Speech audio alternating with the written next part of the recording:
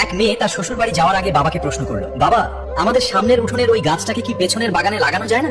তখন মেয়েটির বাবা তাকে উত্তর দিয়ে বলল, ওই গাছটা হলো 4 বছরের পুরনো একটা গাছ, এটা এখন অন্য কোথাও লাগানো একদমই সম্ভব না। এখন যদি এই গাছটাকে অন্য কোনো জায়গায় নিয়ে লাগানো হয় তবে সেটা নতুন মাটিতে নিজেকে মানিয়ে নিতে পারবে না এবং গাছটা মরে যাবে। নিজের বাবার মুখে এই কথা শোনার পর মেয়েটা তখন হাউমাউ করে কাঁদতে কাঁদতে বাবাকে বলতে লাগলো, আচ্ছা বাবা একটা কথা বলো তো, 4 বছরের একটা পুরনো গাছ যদি অন্য জায়গায় নিজেকে মানিয়ে নিতে না পারে, নতুন মাটিতে নিজেকে একদমই বাঁচিয়ে রাখতে না পারে, তাহলে আমি তো তোমার এই ঘরে 20 বছরের পুরনো একটা মেয়ে, আমি তো কোনো সামান্য একটা গাছ নই বাবা, আমি তো তোমারই মেয়ে। তাহলে তুমিই বলো আমি কিভাবে অন্যের একটা নতুন বাড়িতে গিয়ে নিজেকে মানিয়ে নিব আর নিজেকে সম্পূর্ণ বাঁচিয়ে রাখবো বাবা?